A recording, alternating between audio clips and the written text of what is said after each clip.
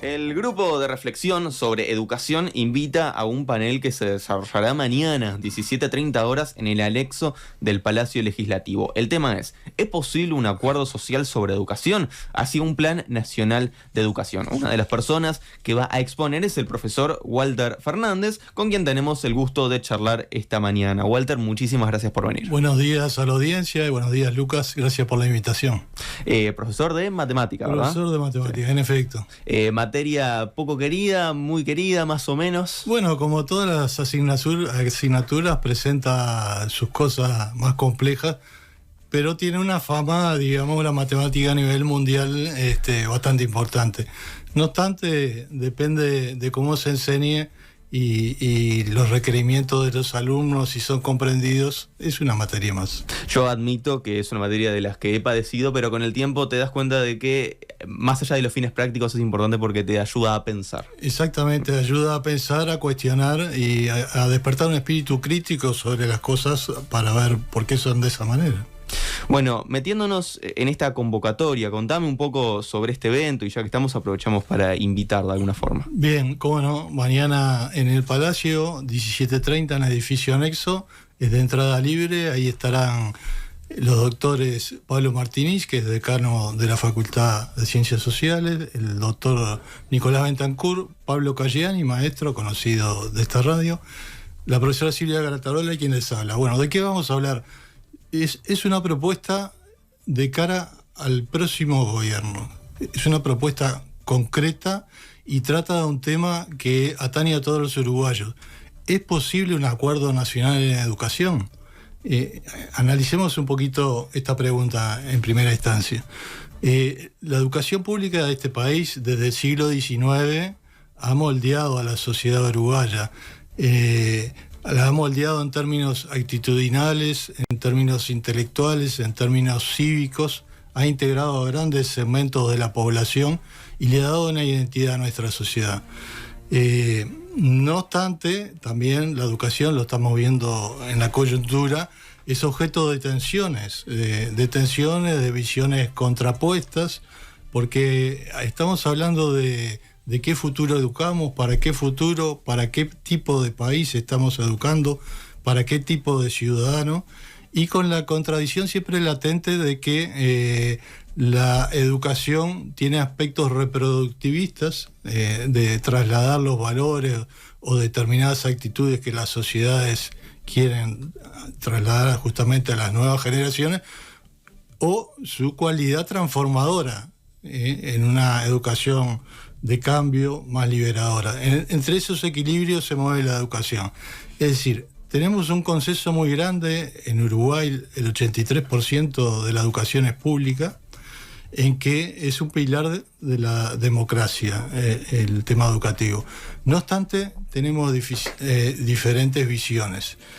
En ese sentido, es que el grupo de reflexión sobre educación está haciendo una propuesta para integrar a todos esos sectores en un acuerdo nacional. Eso en primera instancia. Podríamos preguntarnos de qué manera hacemos. Bueno, nosotros decimos que los acuerdos nacionales tiene que participar toda la población.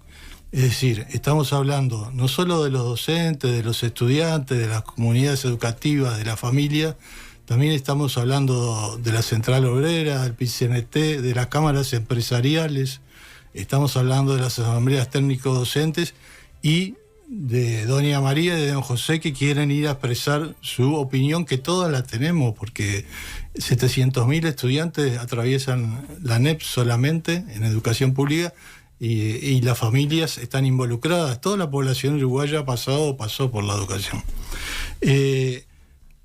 ¿Cómo integrar todo eso? ¿Cómo amalgamar todas esas opiniones? Bueno, no hay duda que tenemos que basarnos en la democracia participativa. Y la ley actual de educación, la LUC, no derogó ese artículo en toda su expresión.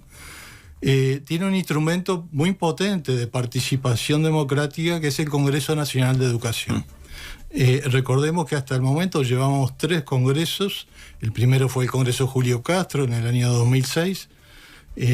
Luego fue el Congreso Reina Reyes y en el 2016 el Congreso de Enriqueta Conte y Riquet, vale decir, un Congreso por periodo de gobierno. En este periodo de gobierno, la LUC no eliminó el Congreso Nacional, más le quitó aquella parte del artículo que refería que era obligatorio una vez por periodo. Vale decir que en este periodo no habrá Congreso de Educación. Nosotros estamos planteando que el próximo Congreso, que probablemente sea en 2025 o 2026 más factiblemente, trate un solo tema, Plan Nacional de Educación. ¿Qué es la propuesta del plan? Bueno, es tratar de llegar a esos acuerdos nacionales de los que justamente hablamos. El plan tiene una metodología, pero tratemos de definir. En Uruguay nunca existió un Plan Nacional de Educación. Las piezas de planificación al principio de cada periodo de gobierno responden a los presupuestos quinquenales en cada ente autónomo y se refieren a esos 5 años de gobierno. Es una pieza con carácter económico, porque responde a presupuesto, pero con una expresión política atrás de lo que se va a llevar adelante. Sí, no hay una política de Estado, como quien dice, no algo que se mantenga, pasa en los periodos de gobierno. Exacto, no hay una política de Estado. Eso ya lo preveía José Pedro Varela en uno de sus principios básicos, que es la autonomía del sistema educativo respecto del poder político. Ha pasado en Uruguay y pasa que cada 5 años en este gobierno se ha visto muy claramente, pero aún anteriormente, en los 3 gobiernos anteriores, cambiaba la administración y también cambiaban las visiones de cómo debe ser llevado el sistema educativo. O sea, sería ideal que se sentaran en una misma mesa todos los partidos políticos y acordaran para avanzar en un plan que no vaya cambiando cada 5 años. Muy bien, ahí está aquí la cuestión. ¿Qué cosa es un Plan Nacional de Educación? Bueno, dijimos que debe estar asentado en el Congreso Nacional, donde todas las personas digan su opinión. Ahora bien, ¿qué cosas no son un Plan Nacional de Educación? Un acuerdo interpartidario ya han existido en este país en el quinquenio 2010-2015. No constituye un acuerdo nacional de educación porque excluye a gran parte y delimita nada más a los partidos políticos a acordarse sobre determinados aspectos. En Uruguay la educación pública tiene una característica que la distingue del resto del mundo, y que es que está conformada sobre la base de entes autónomos y consejos directivos autónomos. Entonces, los políticos de carácter partidario se estarían arrogando para sí una potestad para la cual no fueron votados. El artículo 202 de la Constitución establece que debe ser desarrollada por las autoridades de los consejos autónomos de educación. Y ¿quiere decir esto que debamos excluir a los políticos? Por el contrario, deben expresar fuertemente su opinión todos los partidos políticos, así como dije antes, las cámaras empresariales, el Poder Ejecutivo a través de diferentes... La cuestión es que son los políticos quienes tienen la potestad de ellos escuchar en realidad la masa social en todo caso. Sí, ahí hay 2 aspectos. Primero, la decisión política de llevar adelante un proceso de esta característica que trasciende un periodo de gobierno, ¿verdad? Estamos pensando en una planificación a 10 o 15 años. Sí.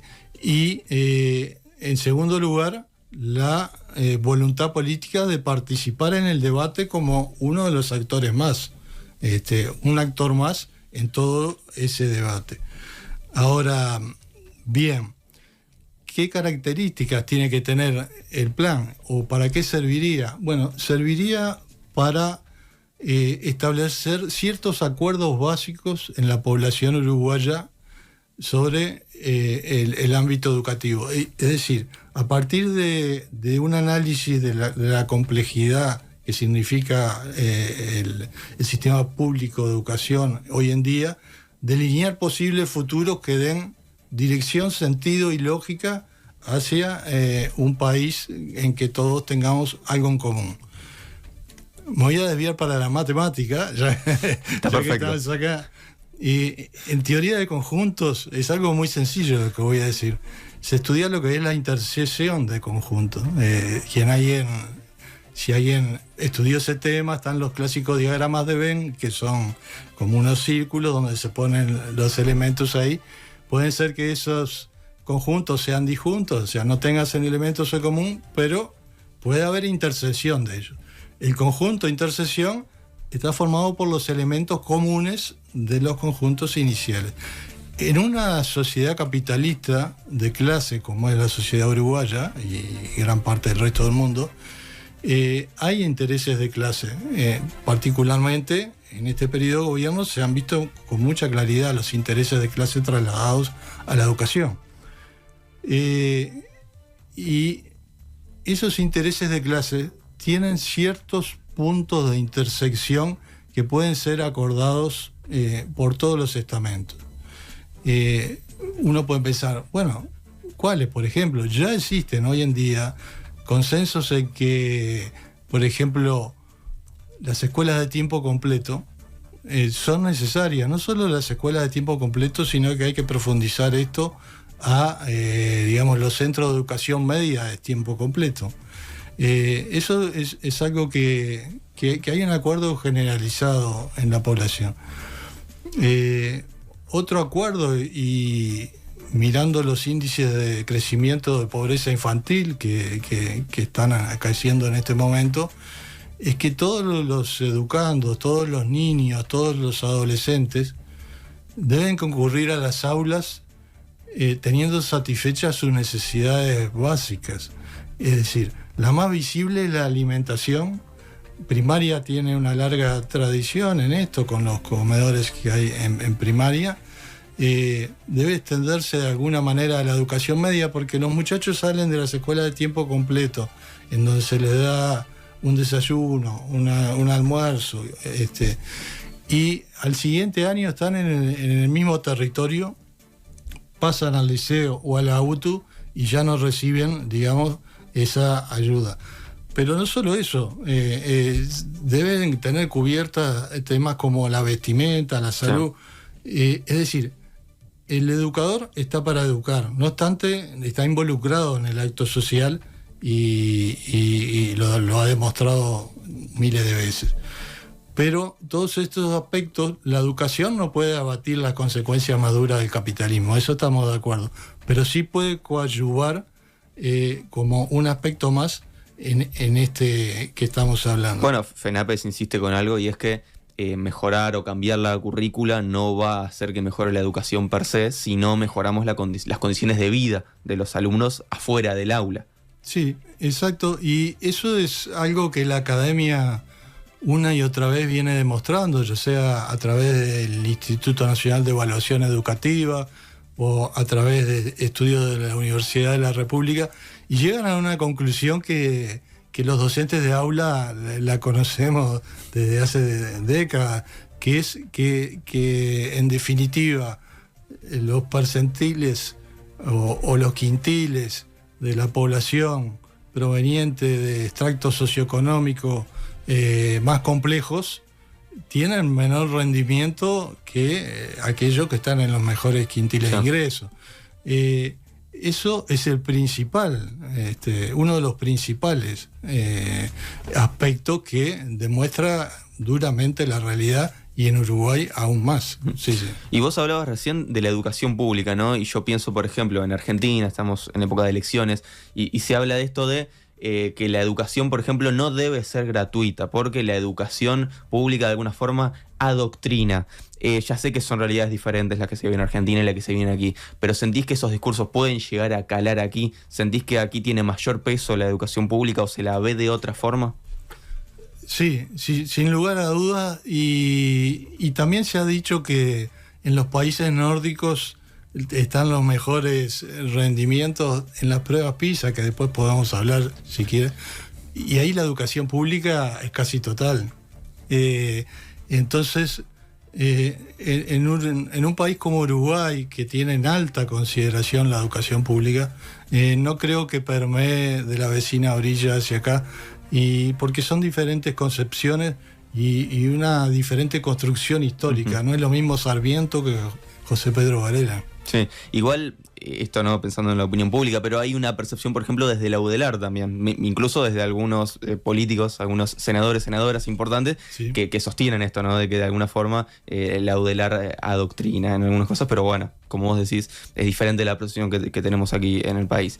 Y pensando, en lo que vos comentabas sobre qué tipo de alumnos queremos preparar. Mucho se ha discutido sobre la transformación educativa, ¿no? Se ha argumentado de que lo que se intenta formar es estudiantes que estén preparados para el mercado laboral. ¿Vos compartís esta observación?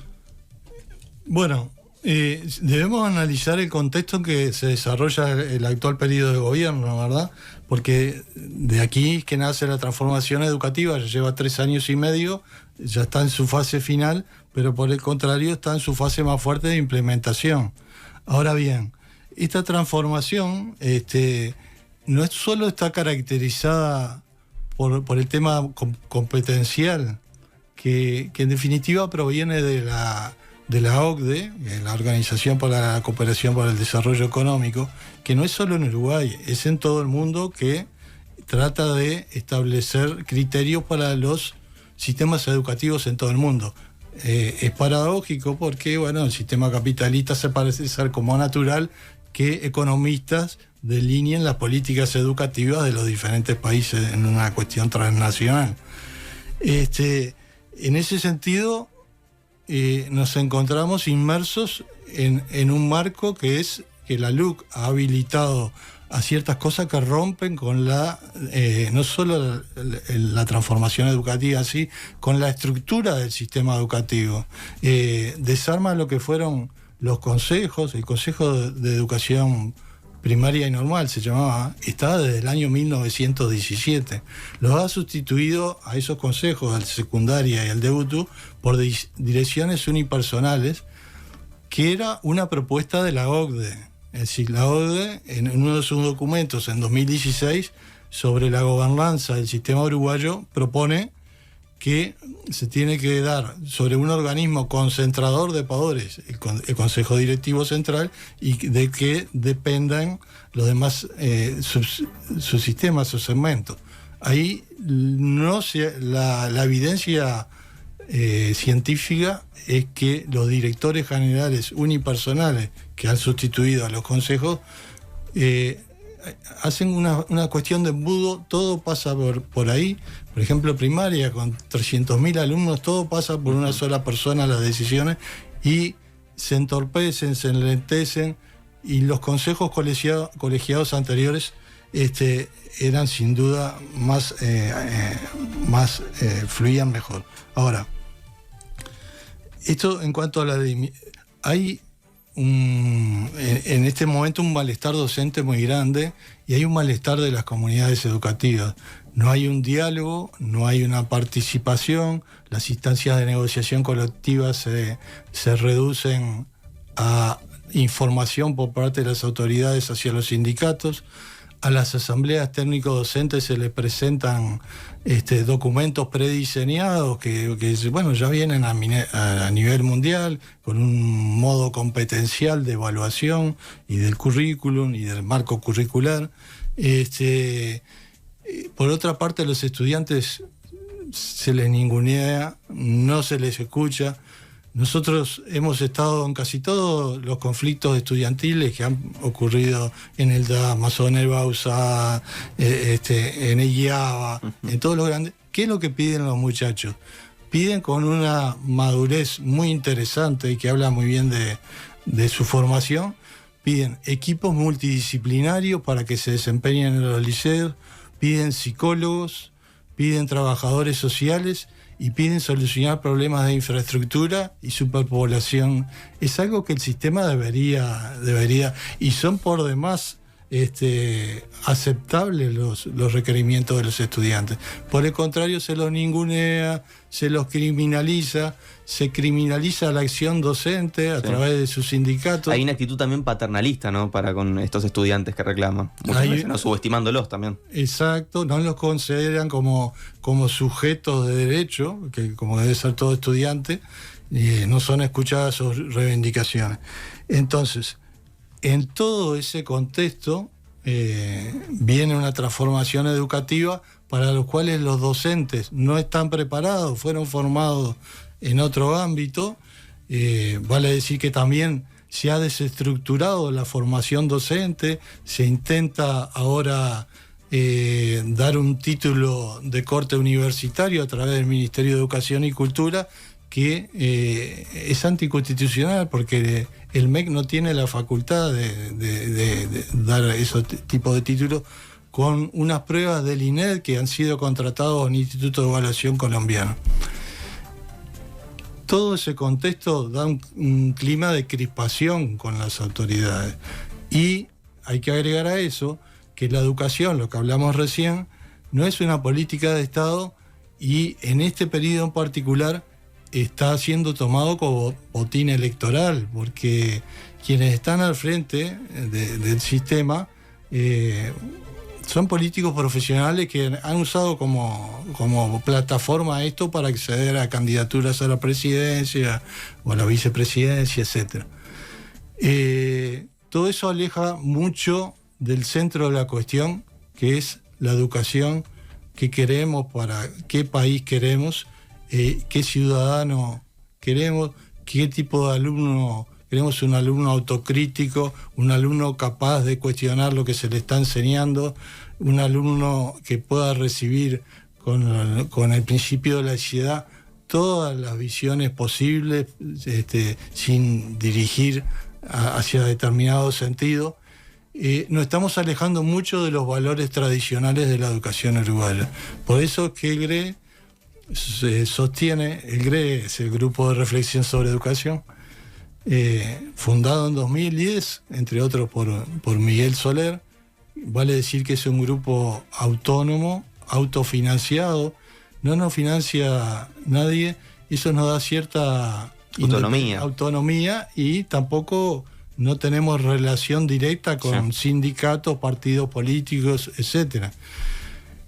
Al contrario de otros grupos llamados think tanks, que están en todo el mundo. En Uruguay existió uno que se ha disuelto recientemente, EDUI 21, que en concordancia con los lineamientos de la OCDE proponía el tema de la gobernanza, una educación por competencias, una educación de 5 años, de primero de escuela a tercero de ciclo básico única, y eso es lo que se está llevando adelante, porque en definitiva las actuales autoridades provenían de EDUI 21. Esos think tanks eran esponsoreados por la Confederación de Cámaras Empresariales, por entidades bancarias, por los grandes más media que ponían en la agenda pública todos los temas que ellos sacaban y marcaban la agenda pública sin más sin más base de representación que la de ellos mismos, ¿verdad? Bueno, el GRE está diametralmente opuesto. Estamos proponiendo que se desencadene este proceso de acuerdos nacionales en educación que trasciendan un periodo de gobierno y que llegue a toda la educación, la pública y la privada, pero además en un sentido amplio, digamos, ¿verdad?